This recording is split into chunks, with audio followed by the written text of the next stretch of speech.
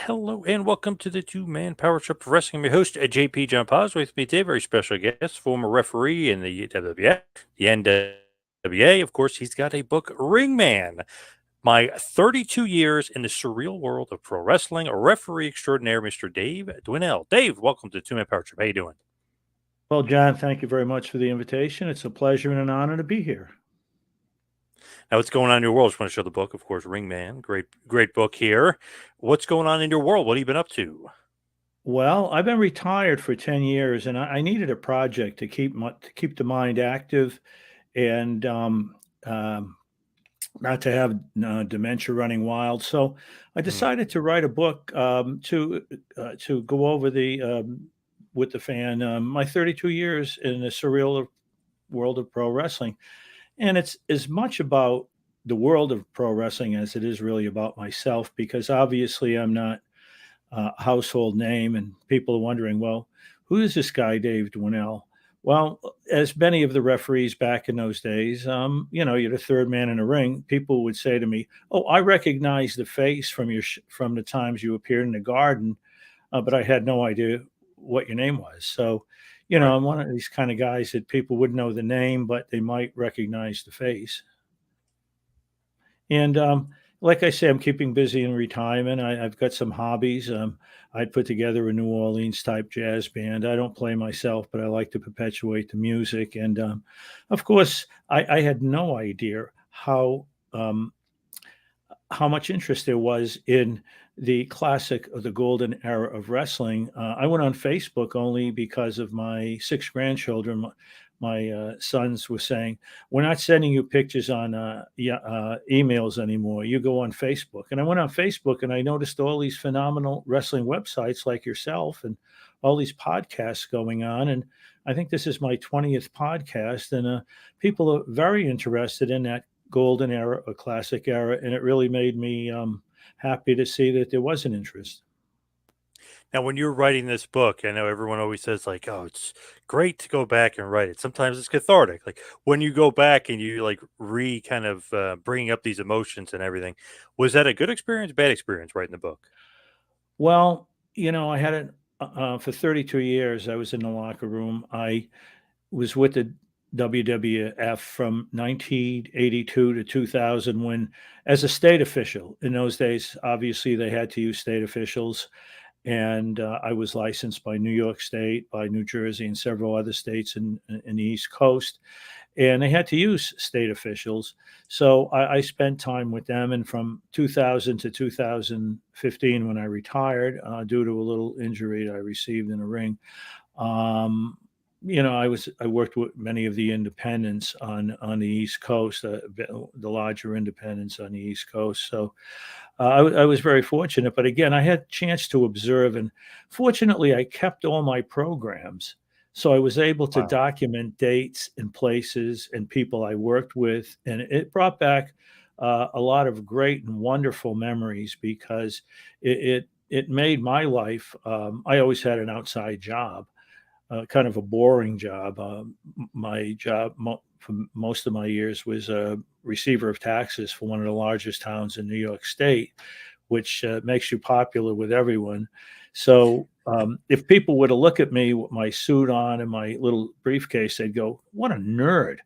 But if I went into the locker room and put on the bow tie and a blue shirt or the striped shirt, I kind of became someone else, like a Clark Kent or a Walter Mitty or somebody who was an alter ego. And I could go in there and boss the wrestlers around. In those days, it was kayfabe. So the referee was like the sheriff. He had an integral part in helping to put forth what you might call a passion play between good and evil. So it brought back so many wonderful memories of working with people like Bruno Sammartino, Harley Race, so many wonderful people in the great world. I had Triple H's first match in Madison Square Garden. It wasn't televised, and I did the first matches of a lot of the wrestlers when they first came in. Ultimate Warrior, I think I did his third match. I did a very early match of The Undertaker, because they were the undercards, and the older referees wanted to work the main events. So they said, well, gee, Dave, you take this new group that came in. I don't know who they are, the Heart Foundation. You take them. The older refs wanted the main events. So I got to work the first matches of a lot of really wonderful. Kurt Hennig, 21-year-old Eddie Gilbert was my first match.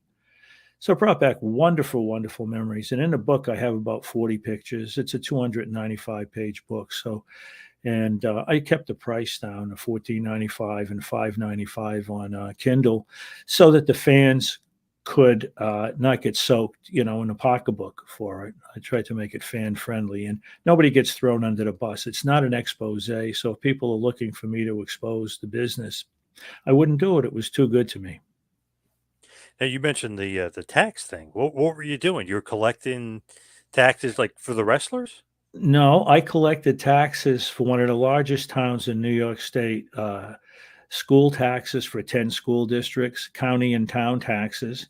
And three of the more famous people I collected taxes for were Arnold Skolin, Freddie Blassie, and the parents of Paul Heyman, whom I knew was a high school student. Wow. So So no, so I had a legitimate job, and I'd worked at the Trade Center prior to that, in personnel for an architecture and engineering firm. But I had the kind of jobs where I could get away afternoons, evenings for a few days, weekends, if I had to. I had the kind of job where I could get away, and if I did several overseas trips, and I had the ability to be able to do that because I was in a position to do it. But I asked the chief once. I was out in Nassau Coliseum out in New York, and we were on the runway, and the chief was there. He was the agent for the night. And I said, Chief, I heard they're looking for, this is probably back in the mid 80s. I heard they're looking for referees full time. What do you think? Should I apply? And he said, you got a good job? Yeah. You get medical benefits? Yeah. You have a pension? Yeah. What are you, nuts? He goes, what are you, crazy? He goes, forget it. How many shows you work a month? I said, I work a lot of shows a month. I don't know how many, but I'm working every other weekend, and I'm working with the state nights. He goes, what's wrong with that? He goes, you don't want to work for us. You want to set up the ring? I said, not really. He goes, mm, well, that's what you'd be doing if you were, because the refs in those days set up their refs that they couldn't use in New York and in commission states. Got were ring people, and some of the more famous ring people who before they became refs were Mike Chioda and Joey Morella. They were timekeepers when I was wrestling back in the mid '80s, late '80s. They were actually timekeepers. They weren't officials, and so I saw a lot of people. Shane McMahon. Vince had him do everything to learn a business, so he had him timekeeping on shows. So it was a lot of fun, and I think it was a lot less stressful than today because the pays were not what they are today, and even some of the guys had other jobs. Lou Albano drove a cab in Mount Vernon while he was back in the '80s. He used to take my friend to church on Sunday. Can you imagine Lou in a cab? Where you going? Wait, where do you want to go? You want to go to church? You want to go to church? We'll bring you to church. Yeah, we could bring you to church. That's not a problem. No, not at all. yeah, crazy. Now collecting the taxes for those guys, is that a good thing, a bad thing, or was that just another run of the mill kind of thing? Oh no! I mean, I was friendly with them. I was very friendly with Arnold Skolin. I really loved Arnold and his wife Betty, and Freddie. Freddie, I became extremely friendly with. He lived about 20 minutes from me, and we became great friends right from the first show. But I did have a funny experience with Freddie in the office. Um, Freddie comes into the office with the gold cane and he starts banging on the desk. I had my own office, and then there was the main office, and he's in the main office banging on the desk. Says, "Where's the mayor? Where's the mayor's office? I want the mayor's office. I got to see the mayor. I got to talk to the mayor because he's in a lot of trouble." So one of the women from my office came in and said, "Sir, there's a wild man in our out at the desk." I said, "That's not a wild man. It's Freddie. You know him?" I said, "I work with him." I said, "Send Freddie in." So Freddie sits down and he says, Dave, I talked to the mayor 2 weeks ago. I got wildcats on my front lawn, and he said he'd take care of it, and he didn't. Tell me where his office is. I'm going to go in there, and I'm going to body slam him on his desk. And I said, Freddie, you can't body slam the mayor on his desk. I'm going to have to call the cops. He goes, shit, you're going to call the ambulance. Yeah. I said, Freddie, I'll call the animal warden. We'll take care of it. Not a problem. I called the animal warden. He took care of it. And Freddie went away happy, and the mayor lived happily ever after. He didn't get body slammed on his desk. But Freddie was never off screen. He was never off stage. He was always on stage, even if you were in a locker room by yourself. I'd be in a locker room and I'd bait him. I'd say, Freddie, I heard Gorgeous George was a tough wrestler. No matter what wrestler I said was a tough wrestler, there was never a wrestler as tough as Freddie. Ah, shit, Right. Dave. He didn't know the difference between a toenail and a toe hold. He goes, he's a terrible wrestler. He goes, but you talk about me. So he was, I loved him because he was never off stage. He was one of the true characters of wrestling. But I never got a When hard time with you them for are, taxes. at the office and all of those stuff, Pardon? I'm is sorry? there any sort of relationship when you're at the office? Any sort of dealings with Vince Jr., Vince McMahon? I had almost um, how would you say, interrelationships with Vince. The only time I saw Vince, because you remember it's the 80s and 90s, Yep. he would come to the guard. He wouldn't, in those days, the WWF was working shows in high schools, colleges, small arenas, because it's not the big promotion you see today. They had to give the guys money between shows. So they'd work the Garden, and then they'd give them a show in Mount Vernon at the high school. Can you imagine Roman Reigns coming to your local high school? Yeah, Crazy. Yeah. Backlund, the Sheik, those people came to Bob Yeah. Backlund. Hogan never went to those shows. He came in at a later date. But basically, I would see Vince at the Garden. Now, the WWF wasn't crazy about using state officials. Okay, I can't blame them, Hmm. but they were stuck with us. So he'd see me at the Garden and he'd say, good evening, Ref, or good evening, Dave. I'd say, hello, Vince. Or I call him Mr. McMahon. I mean, I was getting paid big money at the Garden, so I'm not going to blow this. So, hello, Mr. McMahon. How are you, Dave? I'm fine. How are you? I'm very well. Then he would go sit in the gorilla position and stay there all night, watching it on the monitor in his gray pinstripe suit and gray sneakers. That's what Hmm. he'd wear. And he would let Pat Patterson run the show, and maybe Arnie, the chief, whoever happened to be on Rene Goulet. He would let them run the show. He had no integral part in the show at all. He let Patterson run it, and he was just there to watch it. But he never showed up at the other shows I was at. There was always one of his lieutenants, Arnie, the aforementioned people, Jack Briscoe later on. And what happened was those shows were a lot more fun because there was a lot less pressure because he wasn't there. Right. But I Yep. basically had very, very little to do with him. But to show you how he changed, my last show in the Garden in 2000, and they didn't let us work. They were getting ready to dump us, to deregulate. So I'm in the hallway, and he almost ran me over, running back and forth up the hallway. He had become an integral part of the show. So I saw Vince go from sitting in a gorilla position and saying nothing all night to becoming an integral part of the show in the year 2000. But basically, I had very little to do with Vince. So people ask me, what do you think of what's going on now? What's your opinion of this? What's your opinion of that? And my answer is always, and it's not a cop out, I don't judge people. I judge people on how I've seen them.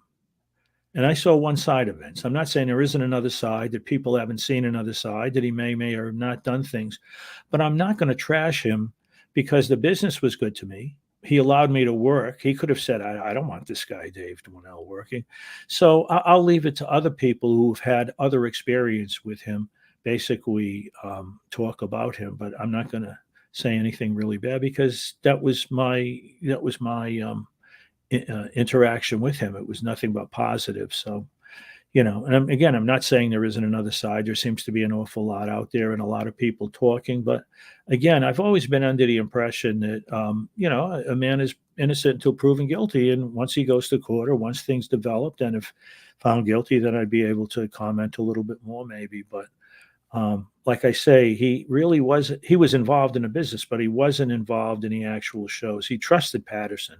Patterson would come up with very good storylines, In those days, he would put stories into the matches. He would make sure he had the right guys working with the right guys at the Garden, and of course, the Garden was live, so there was an edge there, and that was fun for me. The edge, you couldn't screw up in the Garden. If you screwed up, everybody on USA Cable or whatever would see you.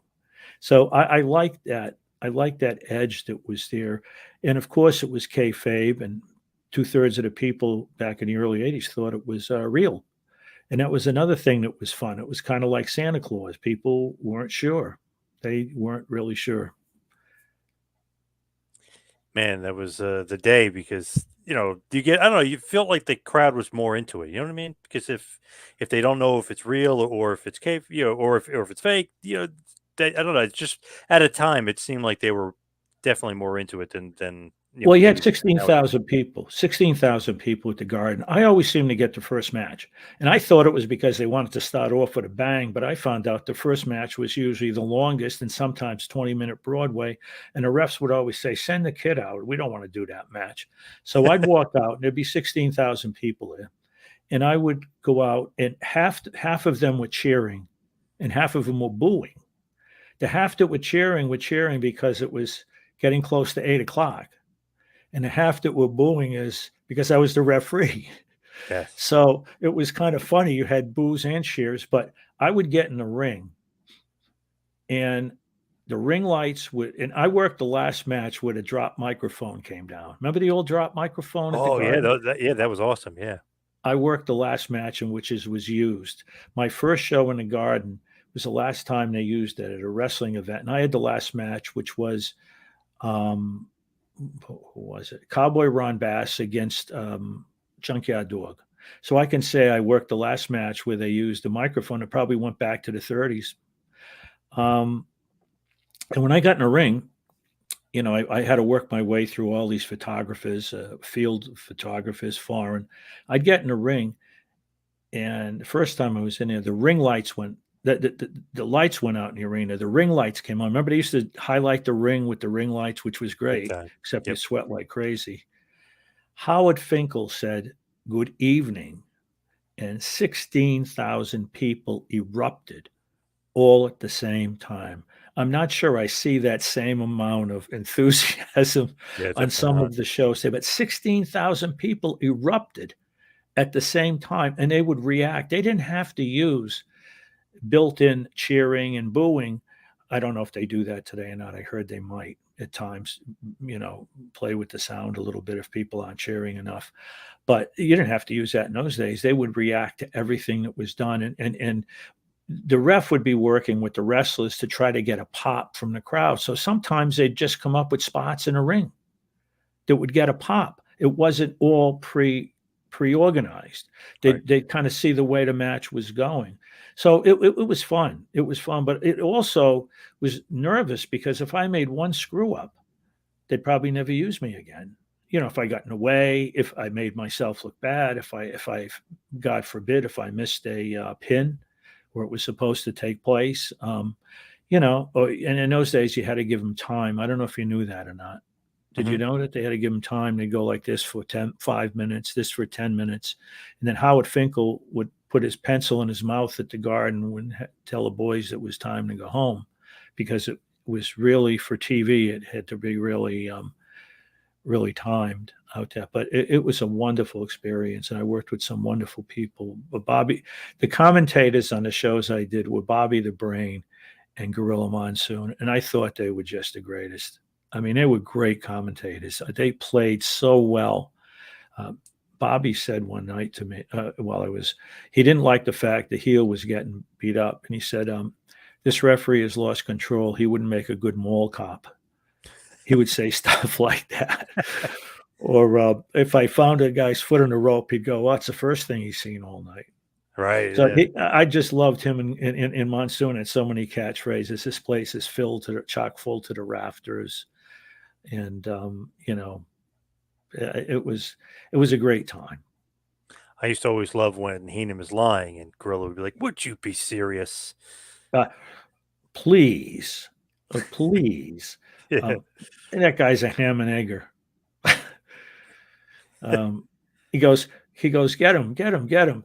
Wrap him up like a ham sandwich, like a cheap piece of bologna. And he just come up with these things that were just so outrageous. They were. I remember one match I worked. He was in the corner of Rick Rude, and Rude was fighting Duggan, and Rude threw me halfway across the ring, so I disqualified him. And Bobby came in, and he was begging on his knees to continue the match, to not disqualify him. And I had all I could do to stop from breaking out. I couldn't laugh in the ring, but he was one of the funniest guys I think I've met in the business. He just was very, very, very funny. He was great, quick-witted. Him and Gorilla probably the best announced duo. That's just so great together. I used to love when Gorilla would say to him, especially about Flair, he's like, "Oh, what is this guy? Your meal ticket? Why Yeah, why are you so obsessed with him winning?"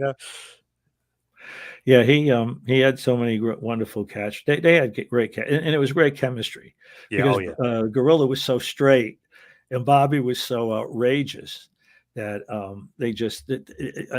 I really enjoyed it. I taped some of the matches on my VHS, and I still have them from the Garden. I worked about 12, 13 times at the Garden, and I had some really great matches with. I think one of my best matches was the British Bulldog against the Warlord, and they were both undefeated in singles.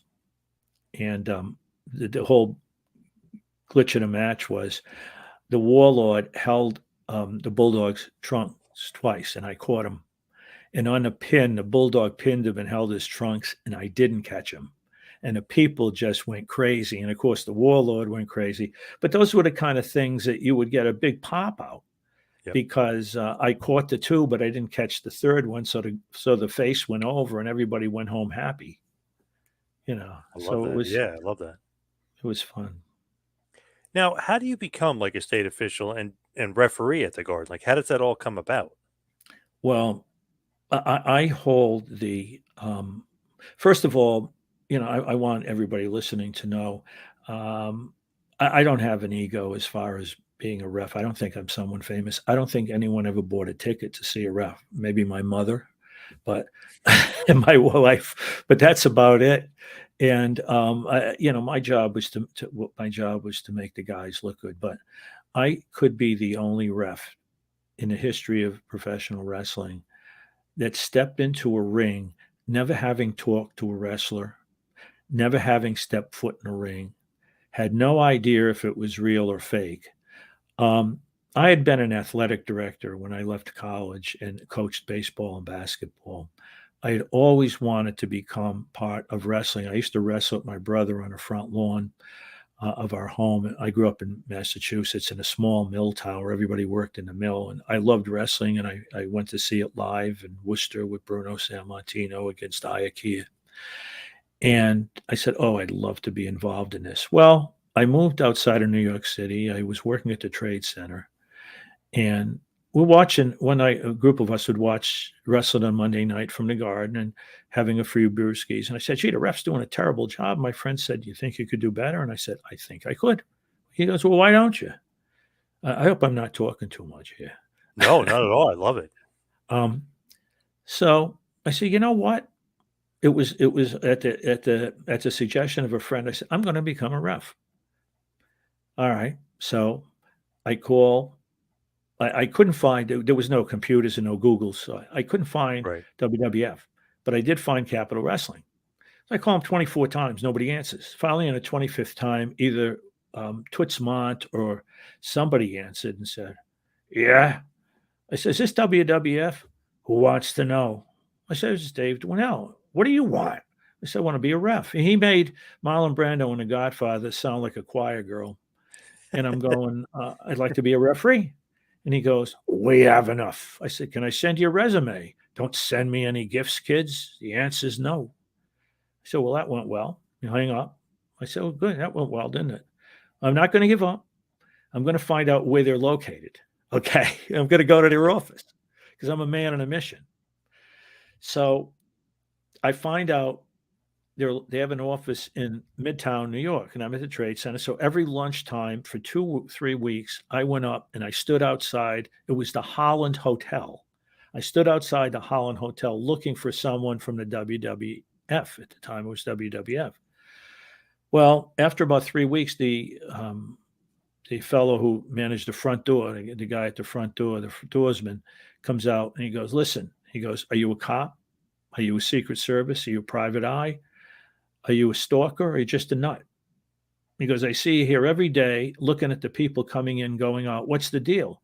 I said, "I'm looking for the WWF people." They go, "They're here once a month for a couple nights." It was like a sham office. "And if you come back tomorrow, I'll have you arrested for stalking. They don't want to talk to you." I said, "Well, thank you." So I said, "Well," I gave it the old college try. And then I met a guy. I was the MC at our 100th anniversary for the church. They wanted me to be the MC. So, all right. I met a guy who knew boxing and wrestling in New York. He had been connected with boxing, and I found out that, pardon me for dripping a little bit, sorry. And he said, "Come over to my office tomorrow." So I went to his office. I drove up and down the avenue in Westchester near where I worked. And all of a sudden, I see a hot dog truck. He sells hot dogs, but he knew everybody and everything. Very wise, streetwise man. So he said, "Look, you want to be a referee? I'm going to connect you with a couple state people. We'll get you a license." You were involved in athletics. In those days, people wanted to be a boxing referee. They did not want to be a wrestling referee. So they didn't have and Vince used a lot of guys got licensed, like Dick Kroll, that was the dean of the refs for him. So I get an application in the mail. I call the office. They send me an application because I had political connections. I sent in a $50 check, non-refundable, they told me, and they sent me a license. So now I'm licensed to referee. They never let me work. So I said, "This isn't going to work." So I went down and I said, "I'd like to work." Oh, we'll call you shortly. And it never called me. He thought shortly was different than I thought it was, evidently. 3 months went by. So I went back and started yelling at him. And the boss comes out, the chairman of the commission, John Prendeville. He says, "What's going on out here?" And I told him what happened. He said, "I'll give you a shot," because he knew I knew people that had put him in office. So "I'll give you a shot." So a week or two later, I get a call. The county center was about 20 minutes from my house in White Plains. And Arnie Skolin ran a show. And I know Arnie because I used to talk with him at the luncheonette. I'd see him at the luncheonette for breakfast before I even started working. So I get a call. "You're going to work the county center in front of 5,000 people, WWF show." And I said, "Great." And then I started thinking, well, wait a minute. I don't know too much about refereeing. I've never been in a ring. I don't know which ropes to climb through. So I watched for the next 2 weeks 50 VHS tapes of wrestling and honed in on a referee. So the night of the show comes, and here I am in front of. I said, "Jesus, if they don't like me, maybe they'll throw me out of the ring." I said, "These guys are pretty tough guys." So Arnold Skolin saw me with my little bag. He says, "You going on vacation?" I said, "No, I'm one of your referees." He goes, "Well, it's getting late. You better go up and talk to Rods." So my first match was Johnny Rods against 21-year-old Eddie Gilbert. So I go up the stairs and I'm going, "What do I talk to Rods about? The weather? How's your family? Is wrestling fake?" You know, Right. I had no idea it was kayfabe. I said, maybe part of it's real, part of it's fake. So I get up there and I walk in and Johnny goes, "First show, huh?" I go, "How'd you know?" He goes, "I know." I sat down. He was the greatest person I could have ever had for a first show. He made me an integral part. He called it our match, which put me at ease. Right. And then he said, "You know, Dave, I'm going to make you a part of the show. I'm going to make you a part of this. At the end of the match, you're going to disqualify me, but you're going to push me out of the corner, and I'm going to push you aside 2 or 3 times. And finally, I'm going to push you really hard, and you ring the bell like you never rang it before. And then we start arguing, and then you tell the state officials, if this man keeps touching me, you're going to fine him $1,000. Rod, you're going to be fined $1,000 by the commission." So he left. Now the people popped for me because they liked that I wasn't taking any crap, because Johnny said, "You got to be the sheriff. You don't favor the face or the heel. You keep the rules." So I made it through the first match. And then I said, well, they'll probably never call me again. But as luck would have it, the new state athletic commissioner was John Branca, Ralph Branca's brother from the old Brooklyn Dodgers. Oh, yeah. And I knew friends of his. So we went out to lunch. And he said, "Dave, I'm going to tell you, I'm going to give you a shot. And if you can work, great. If you can't work, you're not going to work again. I said, all I want is a shot. He looked at me working. It actually turned out to be pretty funny. He got a kick out of it. He was at the show ringside, and Rene Goulet and I are in a ring, and I think Rene was fighting against another young kid, Kurt Hennig, and this guy was drunk and tried to climb in the ring. So he's up on a ring apron. Rene says, you hit him with the forearm, I'll hit him with the foot. Well, we hit him together, and he flipped over and fell in front of the commissioner, fell off the table. And everybody in the arena thought, including the commissioner, that this was part of the show. Right, yeah.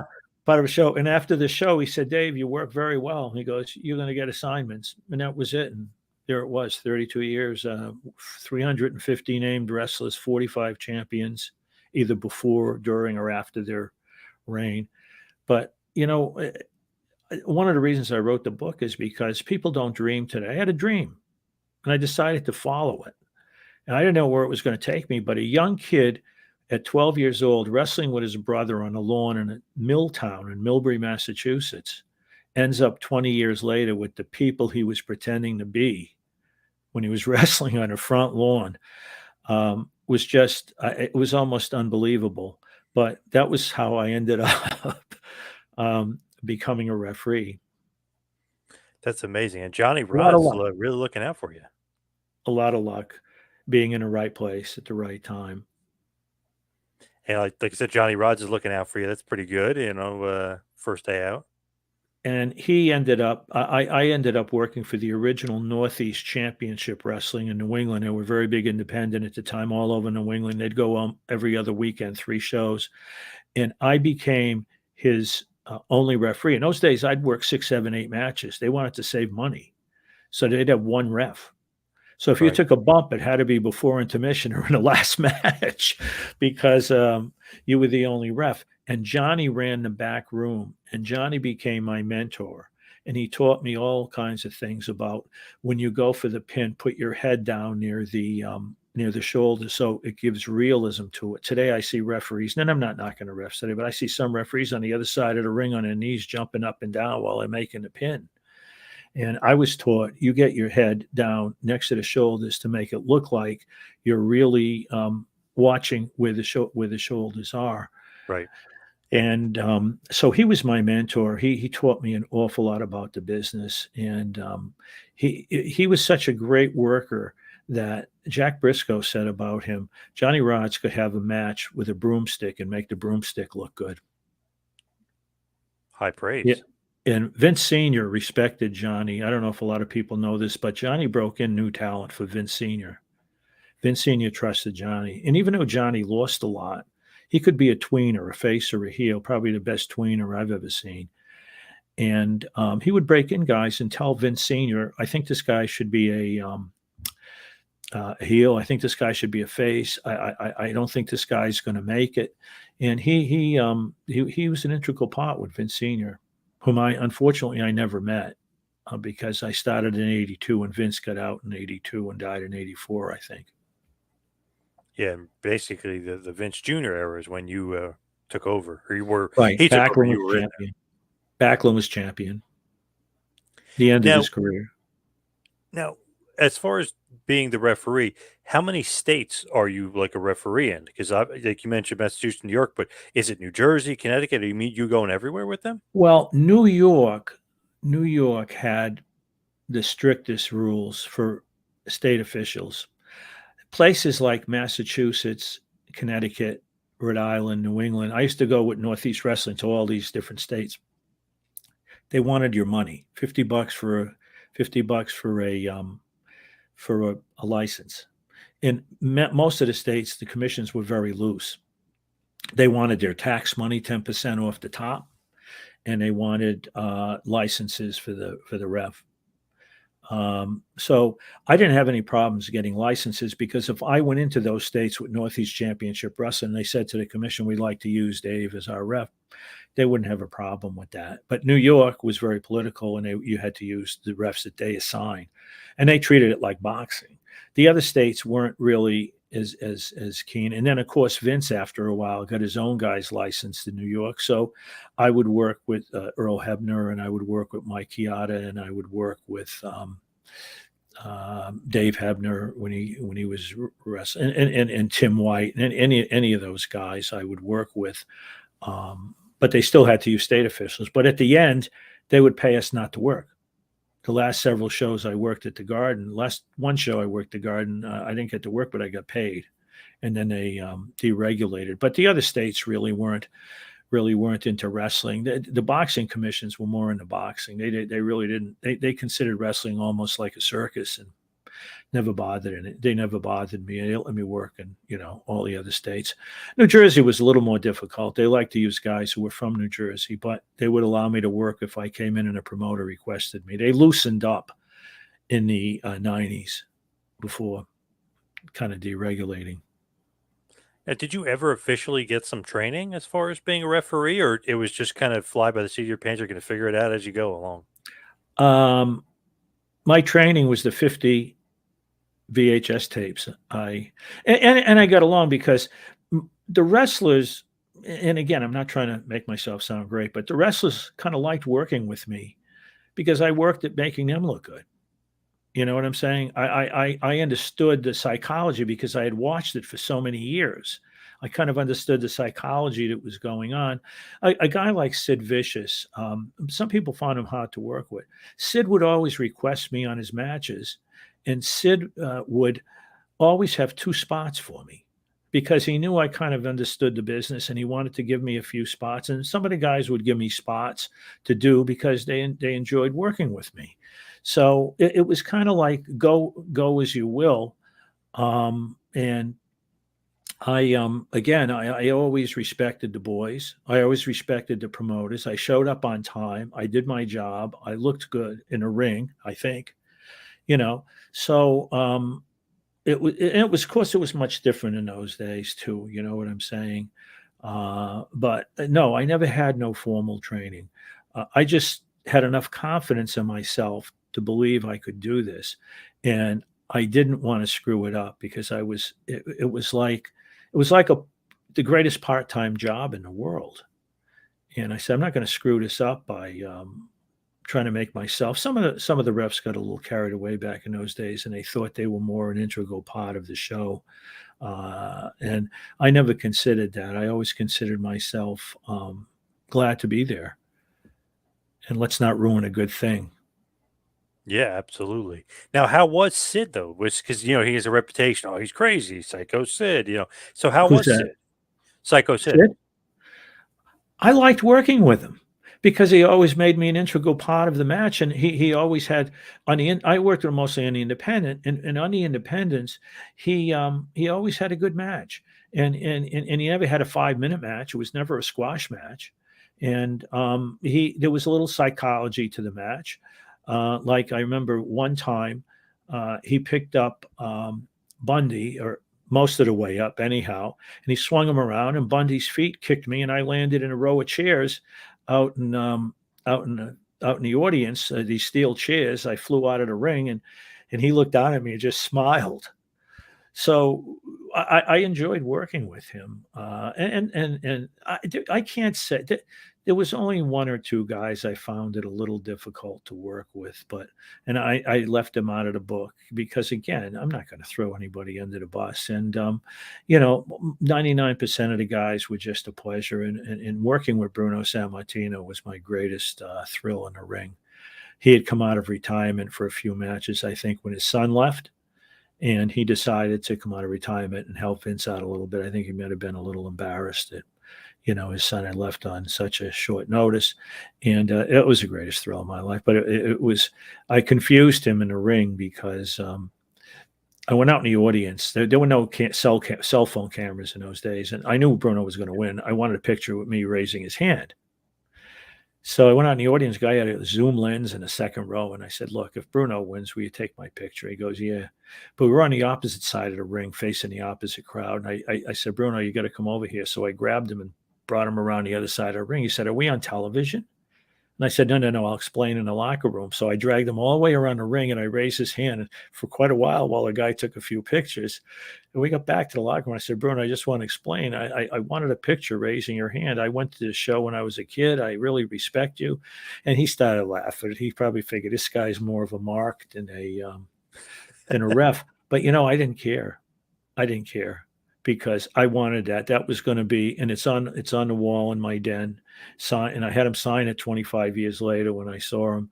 And that was the greatest thrill. And the other greatest thrill, my second greatest match was Pro Wrestling USA, Nick Bockwinkel against, he had the belt, Rick Martel. Nick Bockwinkel, Rick Martel, AWA championship match with Buddy Rogers in the corner of Nick.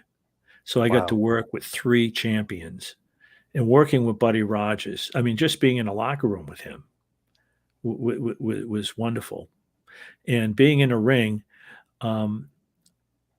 Martel won. He was defending the belt. Bockwinkel had his foot over the rope, and I somehow missed it. At least that's what the audience said. I don't know how I missed it. I usually don't miss those things, but I missed it. Right. And Rogers came in the ring, and we were arguing nose to nose, and he's yelling at me, and he says, "Ref, you got to change it. I don't know what the hell, you're blind." And I said, I'm arguing with a legend, and nobody in the arena knows who this guy is. They didn't. Most of the kids there probably didn't have any idea who he was. Wow. Damn. But that was a match that I will never forget because 3 great champions. Bockwinkel could work. I mean, I don't think there was a rest hold in an 18-minute match they had. I don't think there was a rest hold. And they were in a high school. They didn't have to go 16, 17 minutes. But that's the kind of people they were. And I always get excited when the NWA would come in, or pro wrestling, or the AWA, because to me, they were more sport in those days than the WWF. The WWF was trying to go more into the show type stuff. They were getting a little bit away from wrestling, but still doing a lot of good wrestling. But I loved having a chance to work with these guys from other promotions because Harley Race, I mean, being in the ring with Harley Race, he gave me goose pimples. One of the greatest of all time. So I was lucky.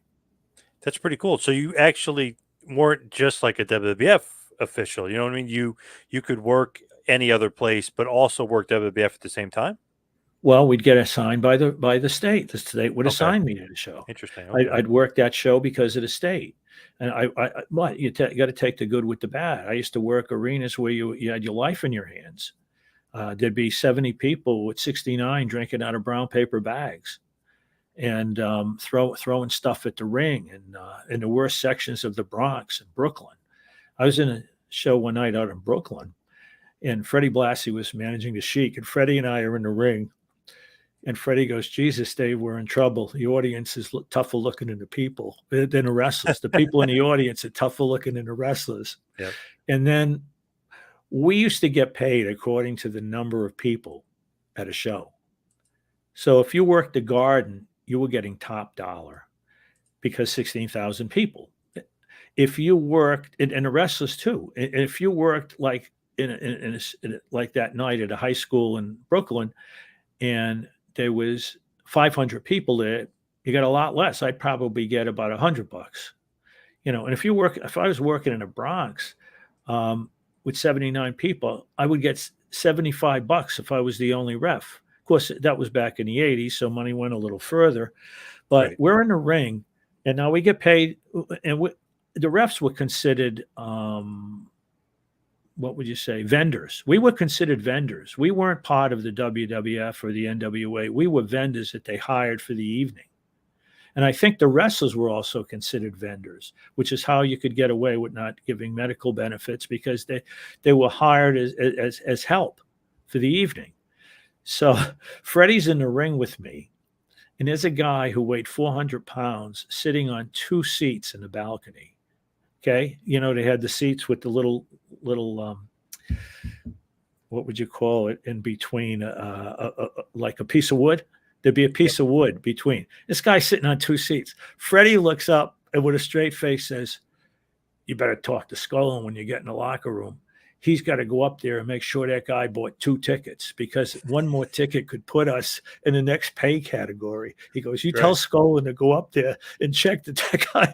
And I said, Freddie, we'll be lucky if the balcony doesn't collapse. And he goes, oh shit, what do we care? We ain't sitting under the balcony. We'll go home early.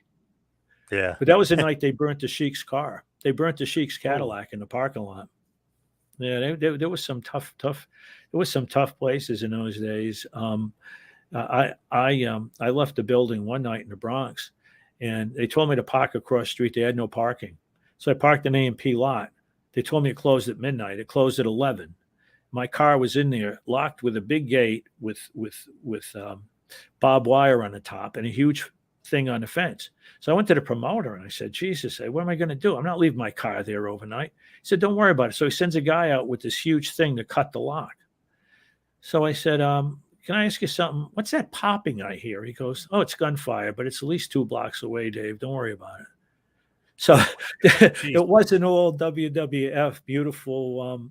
And that was a night that the only name on the show was Bulldog Brower. And Brower was fighting. And now that was the night I told, there was a guy with a gun sticking out of his pocket, cursing at me from outside the ring because his cousin was getting beat up and I wasn't seeing it. It was a tag team match and I was distracted. So he had a gun hanging out of his pocket. So I told the promoter, take the gun away from this guy or I'm leaving. And this guy's going to shoot me. So he said, oh, he's not dangerous. I said, no, take the gun away from the guy. So he took the gun away from the guy. The last match, it's Bulldog Brower against this young kid that hardly ever wrestled. Brower comes off the top rope and he hits him with an elbow and knocks the guy's teeth out. The guy didn't tuck his chin like he should have. He knocks teeth are flying, blood is flying out of him. So I said, let's go home. So I said to the doctor, I said, Doc, you got to go in the locker room. This guy needs stitches. He goes, I'm afraid to go in the locker room. Somebody might have a gun. So I said, look, you got to go in the locker room. He says, only if you come with me and stay with me. So it wasn't all, you got to take the good with the bad. It wasn't all WWF, NWA. It was these promotions that you're literally taking your life in your hands. Man, it was scary stuff sometimes back then. It was. Now, sure. as far as Bruno and your love of Bruno, was that just because you were always because you were a big wrestling fan? Bruno was your favorite guy growing up? I have a few Bruno stories, if I could say them. Yeah, absolutely. I watched Bruno on TV, and then I went to the Worcester Memorial Coliseum to watch a show when I was in high school. Bruno was fighting, as I mentioned, Curtis Iakia. Sat front row with my brother. Cheered him on. In those days, we were the only kids there. They were all blue-collar workers, smoking, drinking, betting on the matches. You couldn't see the ring for the smoke. And I looked around, and there's about 5 kids there because everybody thought it was real, and it was all blue-collar workers. So I saw Bruno there. Now, a year or two later, I went to the New York World's Fair in 1964.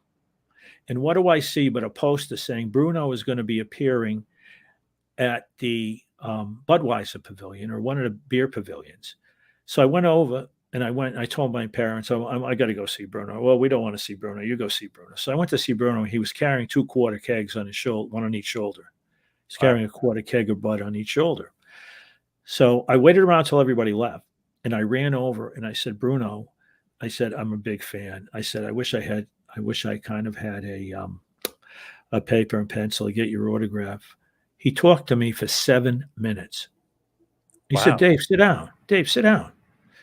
He said, I got a while before the next show. And he goes, well, let's just talk. You're a big wrestling fan. I said, Bruno, I saw you at I saw you at the Memorial Auditorium. So he took 7 minutes to talk to a kid. All right. So then here I am 20 years later in a ring with him. And then one night I was refereeing a show in New Jersey for, I believe it might've been Pennsylvania. He had a school in Allentown. Yep. And Bruno was doing the color commentary. And we went out after the meal and we went out after the show rather, and we went out to dinner and I happened to be sitting next to him and he said something I'll never forget. He said, Dave, if there's 5 people at a show, 50 people, 50,000, 500,000 work the same way every night, because the 50 people at the show may have saved for weeks to see you, and you owe them the best that you can do. Tremendous respect for him. He had tremendous respect for the fans. Do you know? I don't know if you knew this or not. He wouldn't drink wine in a restaurant if there were kids present. He Wow. loved to drink wine. He loved wine, but he would not drink wine in a restaurant if there were kids present, because he didn't feel it was something good for the kids to see that Bruno, the champion, he was a champion in the ring and out of the ring. And as far as I'm concerned, he held the belt for how many years, and he never tarnished his image outside the ring. And I have tremendous respect for him. And 25 years later, I ran into him, and I knew I was going to see him at a Hall of Fame dinner, and not WWF, but the one in Amsterdam, New York, when they ran. And I brought the picture, and I said, "Will you autograph it?" I said, "I never wanted to be a mark. I asked for 2 autographs, Buddy Rogers and Bruno. Those are the only 2 autographs I ever asked for in 32 years, because you don't want to look like a mark, you know." And I asked Dusty Rhodes. My aunt's favorite wrestler was Dusty Rhodes, so I got a picture of Dusty. I said, "Would you autograph it for my aunt?" And he said, "Sure." But I have great respect for Bruno. He was a champion in and out of the ring, and just can't say enough nice things about them. I mean, what wrestler would spend 7 minutes talking to you? A champion, a world champion, is going to talk to you for 7 minutes? A young kid? Nah. Right. What a nice guy. Jeez, what a nice guy. Yeah, great guy, great guy. Now, did you ever referee any Hogan matches? I never got to work with the Hulkster, basically because I think Vince wanted Dick Kroll or Jack Lotz doing the Garden shows, or his own guys, because what if somebody paid me, "I'll give you 100,000, Dave, take the belt off." I mean, I wouldn't. You think I want to die? I don't want to Yeah, die in the right. locker room after the match. But I'm pretty sure that would have gone through his mind, that, I got to have guys in a ring that aren't going to screw up the finish. Or sorry about that again, but my nose is dripping a No little. problem. Hey, sorry out there in TV land. But I did have 2 run-ins at the Garden to save him. He was getting triple teamed after the match, so they called for 2 referees to run in from the locker room, and I was one of them on 2 occasions. And on one occasion, I hope he's not listening. On one occasion, I was in the ring with him, and I was kneel on my knee, and I was trying to help him, and I was pointing at him. And I often thought, I'm going to get a picture of this. I'm going to freeze frame it and get a picture. And I'm going to put it in my office, and I'm going to put underneath it, and if you get up, I'm going to hit you again. Wow. Just as a joke, Yeah, But yeah. yeah, obviously. But we put him on a gurney on a gurney to bring him to the ambulance or something in the locker room. I put him on a gurney. He jumped off the gurney and hit me with the python, and I almost flew halfway over the barricade. So I did get to work with him, and I did get to see him shortly after he beat my friend the Iron Sheik. We worked a show at the Nassau Coliseum, and I was alone with him in the locker room. He had come out of the shower and was sitting on the bench, and I was getting ready to go in the shower. So I looked at him, and I went over, and the belt was next to him on a bench. Maybe he had won a belt a week or 2 before, 3 weeks before. So I went over and congratulated him. I shook hands, and I said, "Hulk, congratulations on the belt. Good luck to you." And we talked for about 3 minutes, and it was like 2 guys talking at work. Okay, because he was new in the promotion, and of course, much different and at that time, I had no idea he was going to change the face of wrestling. It was like 2 guys talking, but I had no idea. But I saw the physique, and I saw the belt, and I had kind of an idea that this was going to be somebody special, because I wasn't sure who they were going to bring in to take the belt off the Sheik. I knew they were going to take it away from Backlund. It was the Sheik, and I knew he wasn't going to keep it long. And I actually worked a show, just to divert for a second, with the Sheik and Backlund on it. And Backlund had lost the belt the week before, but because they had Backlund as the main event in the programs, they had to have him on the posters and in the program. They were going to say the new champion who they hadn't fought yet. And Backlund got the main event pay, even though he didn't have the belt. So he went on as a main event, even though the Sheik had the belt Yeah. because he Yep. was advertised as the main event. But to get back to Hogan, um, I had no idea it was going to become what he did, and he was also very nice. I had brought my wife and the two boys to the Garden, and Arnie used to get them tickets. I never asked for tickets from anybody. I didn't feel I wanted to jeopardize, so I always paid for tickets. I always paid for programs. And one night I went to the Garden with them, and there was no tickets available, and I couldn't go to a scalper. I get arrested, I would be passing up working in the ring. So I went to Ani and I said, "Can I buy a couple tickets off you?" And he said, "Well, what do you mean buy tickets?" I always buy tickets. He said, "I always have a handful of tickets." He said, "Dave, you just ask me." So he took care of it. He took them up to the locker room. So the youngest one, 9 years old, keeps going out of the door, and I said, "Please don't do that." I said, the wrestlers don't want to be bothered on a big Garden show. He said, "Well, Mom, Hulk Hogan's out there. He's going to take a picture with us." I said, "Justin, Hulk Hogan." No, I told him, "Could you wait, Hulk?" I said, wait, we're going to get the cameras. Stick around, Hulk. I said, "He's not going to be out there." We open the door. He's waiting. Oh my He's God. waiting for him. So Justin runs over with his brother, and he goes, "Hulk, we're ready for the picture now." And Hulk, he was flabbergasted, I think, that a young kid, 9 years old, would have the guts or the balls, maybe, Yeah. to say, "Will Yep. you wait Yep. here? We got to get the camera." And he took the picture. And That's awesome. I thought that was pretty cool, but what I diversed a little bit, but I guess you would ask me about Hogan, and those are Yep. pretty much what I had, my dealings with Hulk. He was always very nice to me. Now, as we hit the wind down, head towards the finish, what is your favorite promotion and favorite venue that you work? Would it be WWF MSG or is it something else, or maybe a cross promotion? Um, my favorite venue was obviously the Garden because there's nothing like the Garden. And the 16,000 people screaming and yelling and at every move. I loved the Garden. Um, I worked for three great promoters. Um, I worked for Bob Bailey, who was the USWF, United States Wrestling Federation. I worked for Tommy Giannetti, who was Northeast Championship Wrestling. But the guy that I was closest to as a promoter was Michael Lombardi, who runs Northeast Wrestling. I was basically started out with him, and I forget the year, but I worked with him like about 2000, and I worked with him for 15 years, and he was so faithful to me. I worked all the matches for him at the beginning, all 6, 7, 8 matches, because I was young. I was in my 30s, so I could do that. But he kept me for 15 years, and he kept me well beyond my prime. He always gave me a couple matches on all his shows. I'd started losing a little hair like I have now, putting a little weight on. But I swear to God, he would have let me referee with a walker because we had worked from the beginning together and have great respect for him. And he runs I don't know if you're familiar with Northeast Oh, Wrestling, but yeah. Very familiar. Yep. he runs a great show.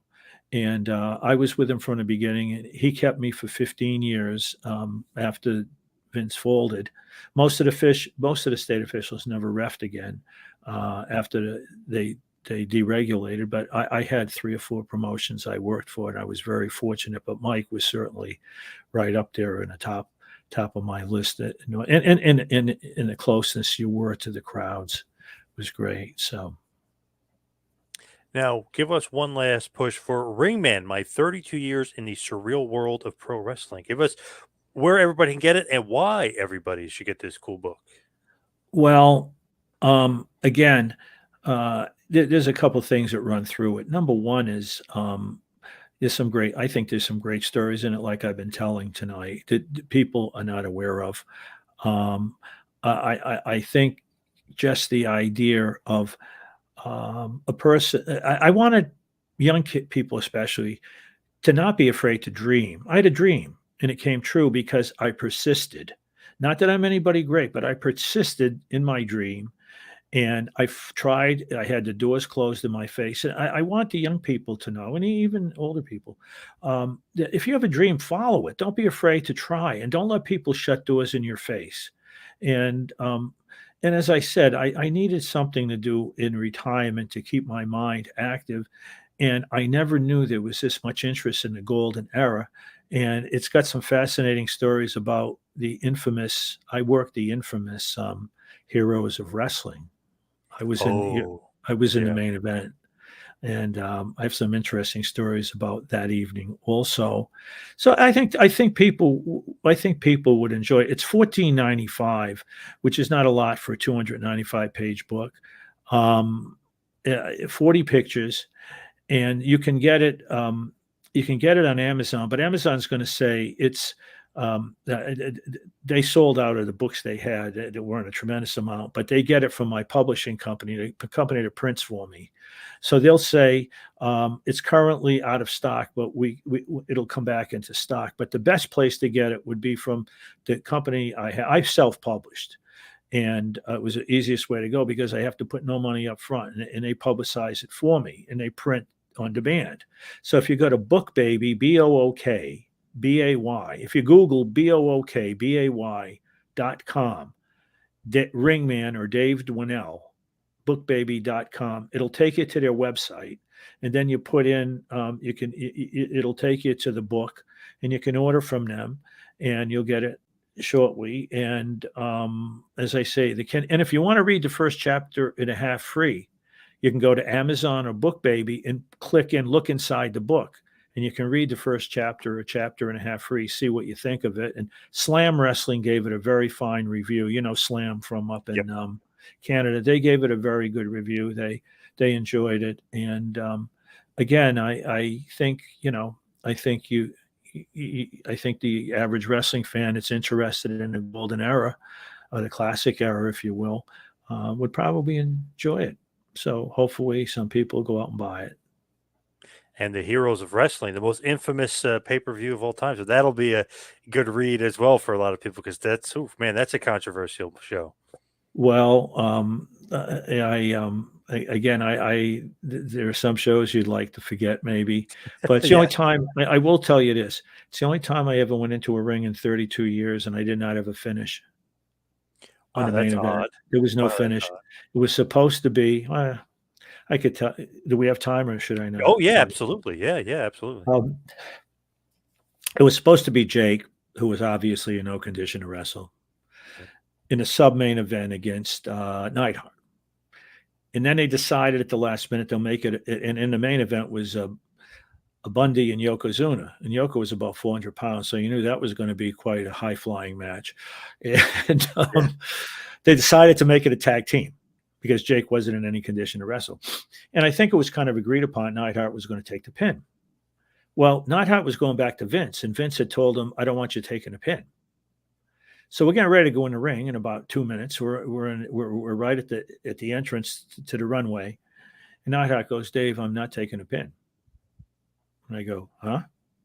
Oh, they changed the finish. What's the finish? He goes, I don't know, but I'm not taking a pin. Don't you count that pin against me. I go, well, we have to have a finish. He goes, well, you figure it out, Dave. I said, that's not my job. So I go out in the ring, and I don't know what the hell's going on. So we get the tag team match going. And I was very friendly with Bundy.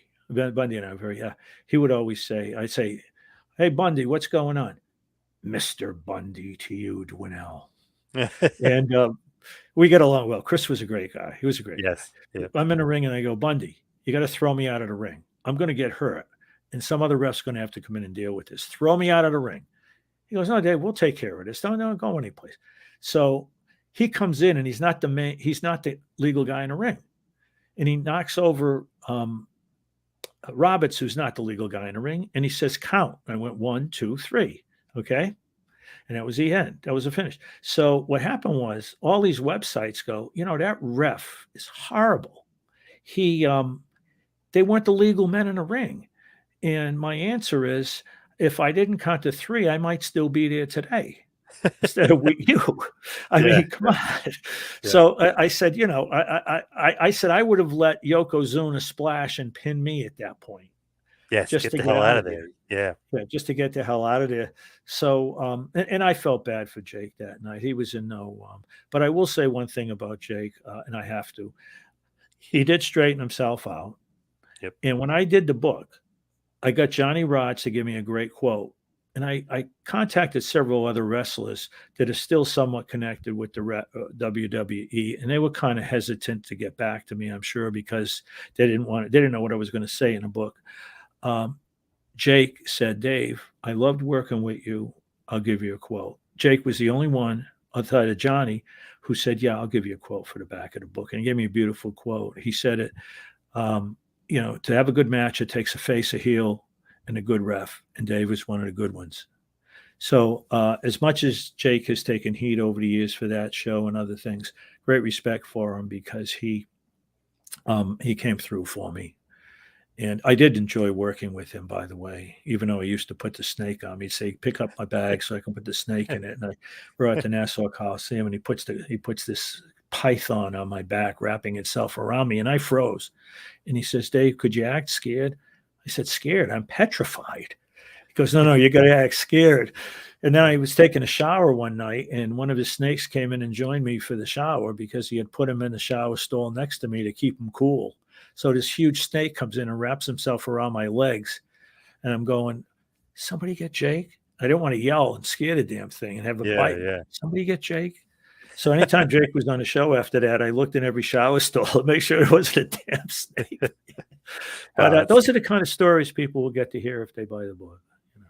awesome. Great stuff, Mr. Ringman. Dave, thank you so much for all the time. Really appreciate it. Well, thank you very much for having me. It's been a pleasure.